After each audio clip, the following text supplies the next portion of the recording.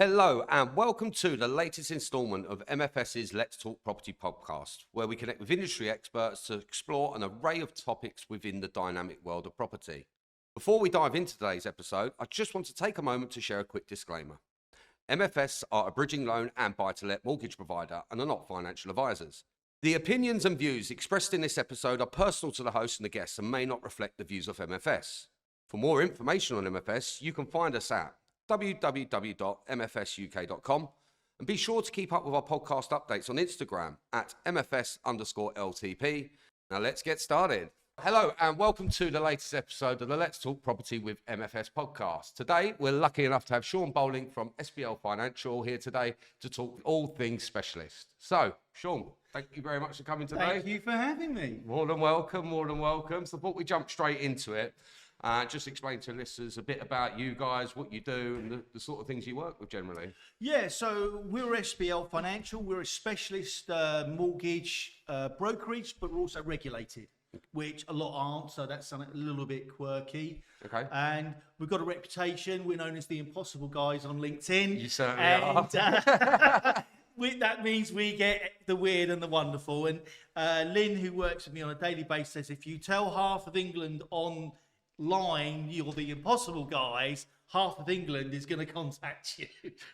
Probably more so than ever with today's current markets in the last 12 to 18 months. Exactly. So most days we pinch ourselves because just when we think we've seen it all, the next bigger crazy thing comes along. So obviously you do see the weird and the wonderful, a lot of it, more so than ever, I'd probably say, just obviously because of the way you guys are and the sort of stuff you look at in the market. Is there do you have the same sort of approach to every case, no matter how complex it is? Most definitely. There's definitely a procedure, and one of the biggest failings that other brokers or banks do is a failing of KYC, know your client. Yeah. And so a lot of people come to say that they've been rejected or abandoned elsewhere and it can't be done and we don't think you can do it, but we're going to ask you. And basically they then say, well, we never were asked that. We never were asked for that information, or no one ever questioned that. And that is the fundamental FCA rule of KYC, know your client.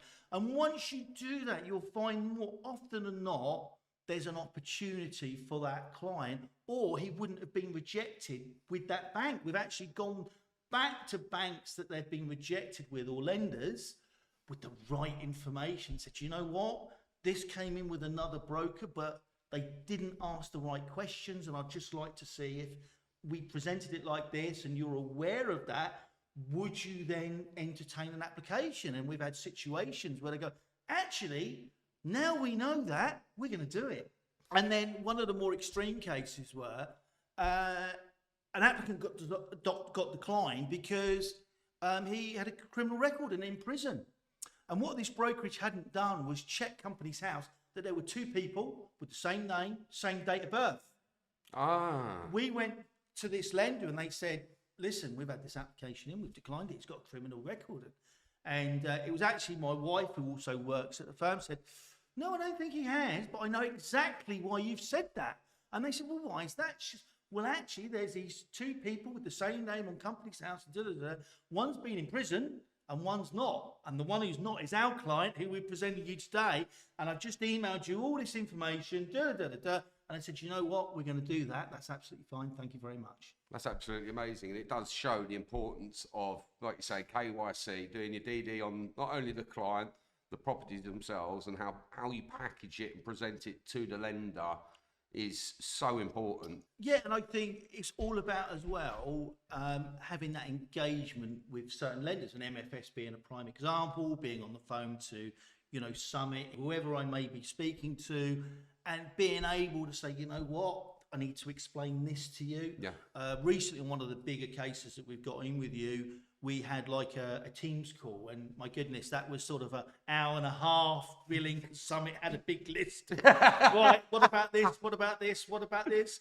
And what we were able to do after that hour and a half, and this was for a big, multi-million pound case, was satisfy all those requirements. And he was able to engage with the client as well as me, so he could fully understand what was going on.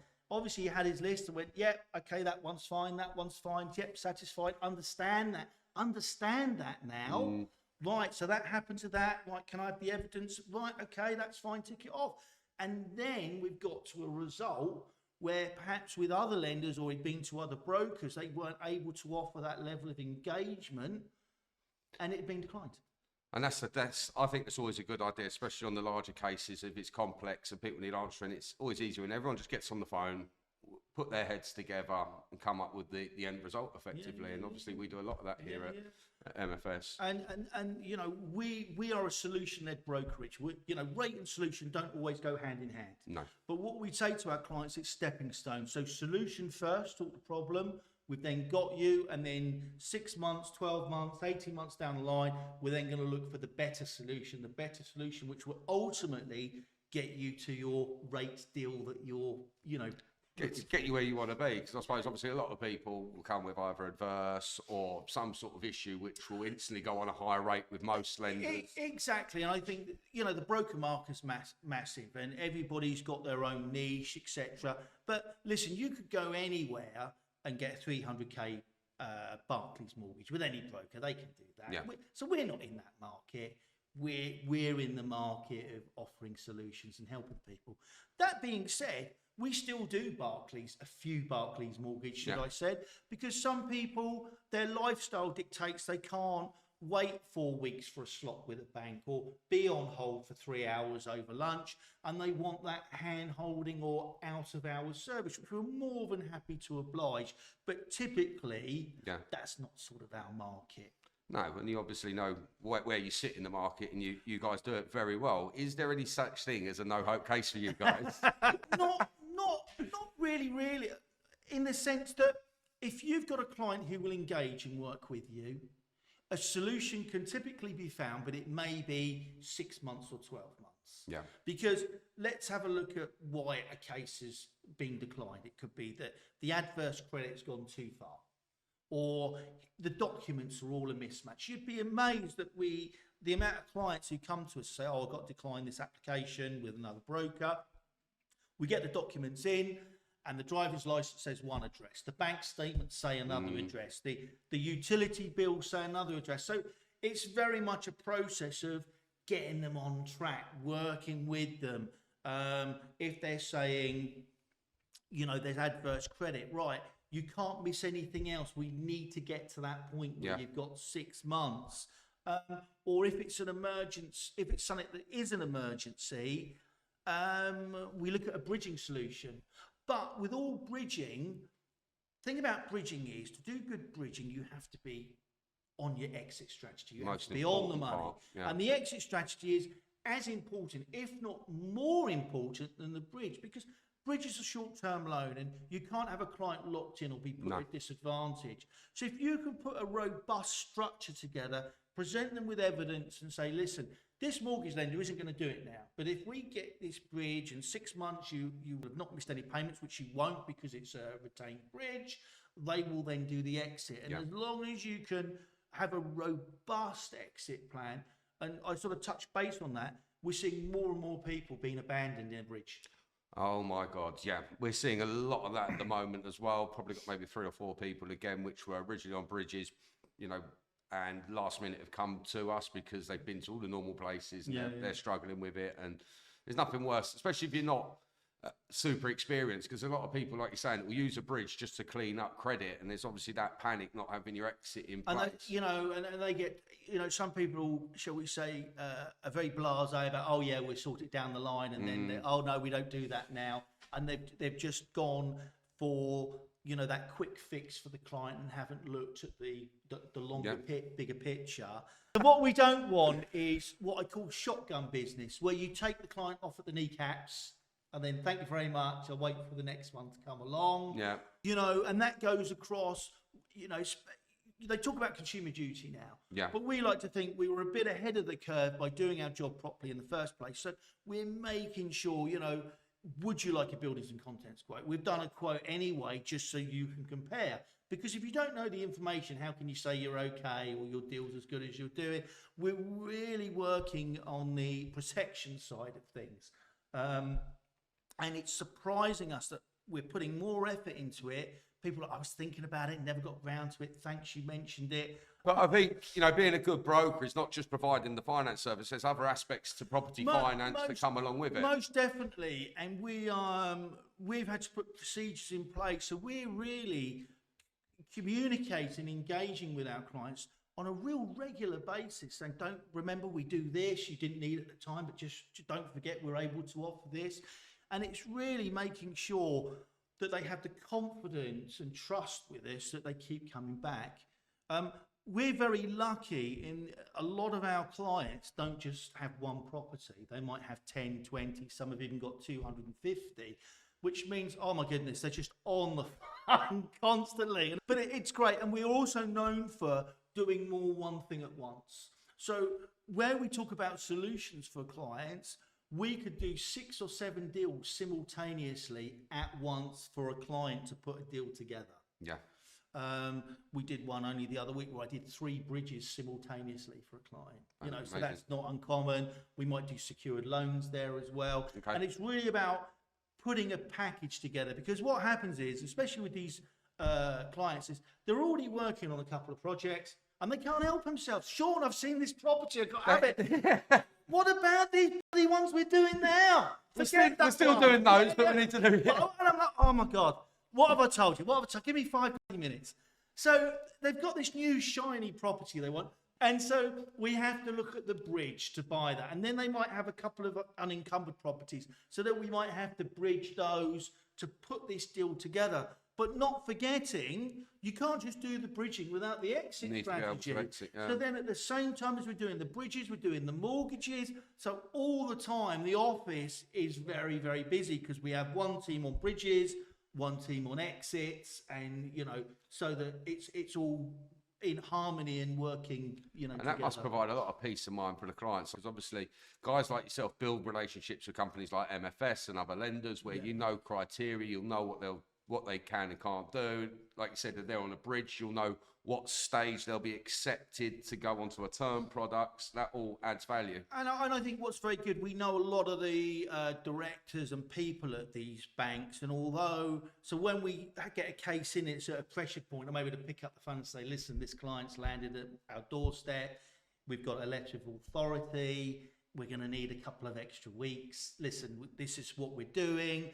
And once they know we're involved, we've now got a certain amount of credit with these lenders, because we deal with them regularly. And that speaks volumes about you as a business. Yeah, so they're going to say, okay, keep us posted, but we're going to structure it so we're not going to throw our toys out the pram, and that you're in fluid, and again, engagement, fluid communication with us, and that's very important. It's key. So obviously you guys do the very high end and the very low end, but you don't seem to like the middle much. Is there any? I mean, listen, the middle, everybody can do the middle, so we actually got a little bit of a thing. We love a bit of council right to buy. Ooh. So when we talk about the bottom end, that sounds awful, because people go, hold on a minute, don't pigeonhole me at the bottom end because I'm buying my council house. We love a bit of council right to buy, and we love that because it allows people to get something that they thought perhaps they would never, ever thought that they were able to get, an asset.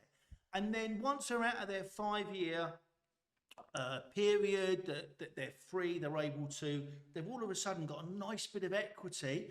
And that means they can stay there, or they can then sell that and then buy somewhere else. But it really enables them to...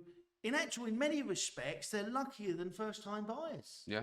Because of the help they get from the council. So, like you said, there's a lot of opportunity there, and I think people are just focused on the high-end stuff. It's a small pool of people. Most definitely. So we love it. So we've got a real mix of people. Whether it's a bishop in the Church of England, whether it's McLaren, whether it's the plumber up the road, whether it's a vulnerable. Everyone talks about vulnerable people here. And it's really good that we're able to perhaps be there for someone. And if they hadn't come to us, they wouldn't be able to achieve it. They wouldn't have been able to achieve it. And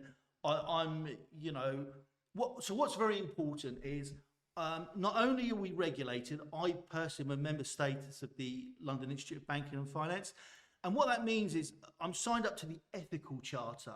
and Fantastic. high ethics. And, you know, people just do these things and it's like a tick box exercise, or they say, look, I've got another accreditation. But I take that very seriously. So if someone comes to my front door, listen, we are a fee-based firm. I make no qualms about it. Our number one USP isn't we're free or cheapest in the area, it's you.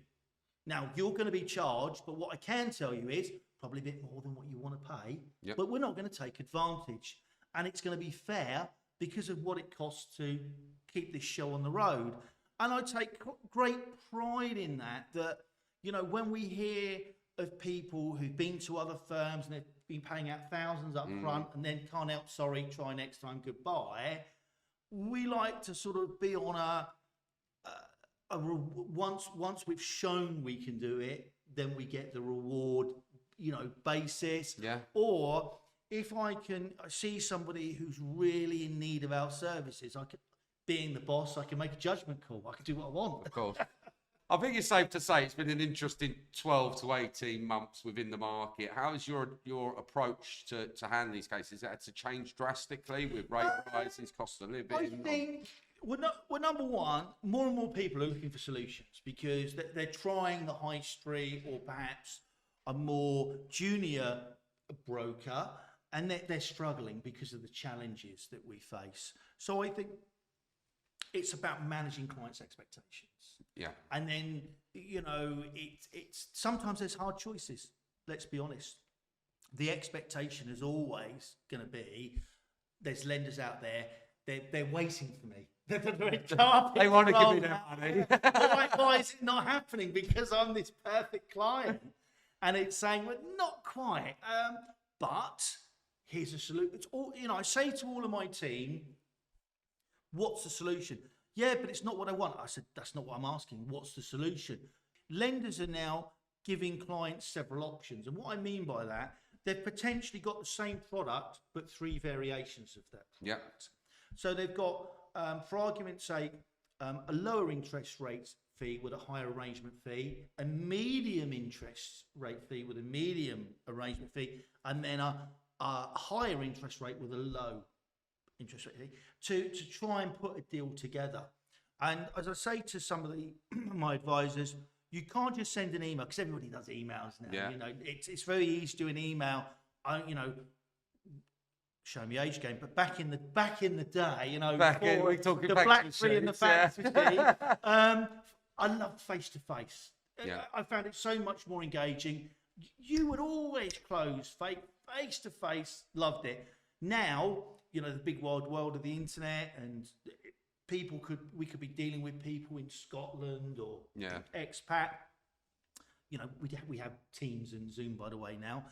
It's really engaging with the client rather than just pumping off a 30-second email. And letting them... And so they're going to see this deal and they're going to go, oh my goodness, I'm not having that. It's got 7% arrangement fee or a 5% arrangement fee. Whereas if you take the time to engage with the client or send them several illustrations and say, here's option 1, 2, and 3, all with the same lender, ultimately, this is giving you better affordability. But if you work out over the 5 years, you're paying the same amount of money, they're not going to have a heart attack when they see these higher. And that shows the importance of even something as simple as picking up the phone to people and saying, right, I'm about to send you an email. Yeah. And then you explain to them what they know is coming. So when they look at it, they look at it in a different light. I was just going to touch on client preparation. We sort of touched on it there a bit. And, you know, it's a lot of yours is preparing them for next stages, making sure they're aware of what could possibly be coming up. Yeah, so what we do is when a client phones us or anything, even if it's like a loose inquiry, we always say, can we have your email? Because we send out a proper engagement email. Yeah. No matter what it is. So you could end up not even walking away. Because what we're saying is, no matter who you use or where you go, this is what you're going to need. And if they're not asking you for it, you're not prepared. So we put on all our documents, you know, the fact find and all of that. But then we've got a list to say passport, driver's license, 3 months this, your SA 302s, tax year overviews. Yeah. But one of the most important things we want, and although there are other credit files out there, as an initial credit file, a full Experian credit file. Yeah. and then we might want an Equifax or whatever. And so we've got a set in stone list that we will send, and we're saying if you're going somewhere and not asking for that, they're not doing their job properly on KY. No. Because anyone can put a few rough numbers together, get an indicative quote. I don't want to get a credit for. I can't get credit. Don't matter. We can do it for you. We are almost what we call pre-underwriting before we even get to putting it on our system, before we even looking at a lender. Because what we don't want as well, we talk about relationships. We don't want a lender like MFS going, oh, Sean just throws us all this rubbish up. He's not checked it. And it's like just sucking on our time, because that doesn't help anybody. It's more, Sean sent us up this case. He sent us a lot of information. There's some stuff that we don't quite understand. We're going to get on the phone and we're going to engage with him. And then we're going to go, oh yeah, he actually knew the answer to that straight away, because he's actually engaged with the client, rather than go, I don't know about that, never noticed. And it just makes that whole process easier for everyone involved when you've got the answers there, because you've done your proper research, your proper DD. Like you said, you're doing a pre-underwrite at the beginning. Yeah. So you know once it's got there may be a few little bits extra that may be asked for, but nothing too major. The bulk of it's going to be around the client, around the property. Is there any adverse? How they exit house and everything else. The benefit of doing this, all of a sudden you can pull extra nuggets out and stuff that you wouldn't have potentially found if you weren't so aggressive. Well, no, perhaps aggressive is the wrong word, because that sounds like I'm sort of on at you, but more, really trying to engage with them to draw out, actually everything's important. Yeah. You might not think it's relevant or important, but just let me know everything. Because it may not be relevant at this point, but further down the line it might be. Better to have and not need than need and not have. Yeah. Before we wrap up, I just thought I'd ask sort of one final question, which we often a quick fire round. But what three main pointers would you give to a broker / client when it comes to preparing complex cases and how to present them? Number one has got to be KYC. Going back, I know I've kept going on about it on this podcast. Know your client, and it's about getting all your ducks in a row and making sure you might have it all, but you can't do enough due diligence and double checking, because it could be the smallest thing that trips you up. That 10th page on a bank statement on row 22 where there's this rogue bounce direct debit or gambling on Sky Bet. And you're like, oh my goodness. And it's really then, although they don't sort of cause, shall we say, per se concern, heading things off at the pass. Open and honest. So then you could do a covering letter. You could say, listen, there was this on this, and this is why. This is why. And we had a meeting the other day, and it was quite interesting. We had a case underwritten and passed by a bank. I just did a random double check with my advisor and I failed it. And we actually went to the bank and said, we're not going to proceed. Because if they had an audit 2 or 3 years down the line, they realised that they'd made an error, they could come back on us. And that was something that was, and we're seeing, and again, sometimes you can be so busy that I don't blame the advisor, but it's just this extra due diligence. And it was bank statement manipulation. And you can actually go on now online, if you've got a bank statement off a client, and you can press a certain way and do a thing, and it will tell you if that's been edited. And it hadn't been. And then that's instant CFAS report, Hunter report, whatever it may be. So and not even the bank underwriter had picked up on that. Wowza. And, it's just a random thing. Obviously, I can't check 100% of everything, and I'm installing on the team in these times more due diligence. And obviously he was upset because it was quite a nice big case. And I just said, there's this phrase now, and it's called reputational risk. Yep. And lenders love to use it now. Yeah. But also I do. I love that. And we've built this brand, SBL Financial, and I'm not going to lose it for no one or nothing. No. And it's about, for me, as much as reputational risk is important for the lender, reputational risk for me. And we're also, I talked about, I'm a member of the LIBF, we're NACFB, and we're actually going for our accreditation. And it's about really bringing us to this highest level and doing the best level of service, not only for our clients, but for us as a broker with the lenders. And, you know, it's sometimes, you know, obviously there's some tough decisions to be made, but it's got to be right. And for the sake of, you know, a deal, I don't want to be put at risk by, you know, letting something, you know, slip through. Yeah, for the sake of a few quid. Yeah. So, look, massive thank you again for coming on today. Thank you very much for having me. Brilliant. Thank you. If you've enjoyed this episode, please don't forget to subscribe, like and share. You can access our previous episodes in all the usual places, as well as on our website at www.mfsuk.com/podcast. You can also stay connected with us on Instagram at MFS_LTP. See you next time.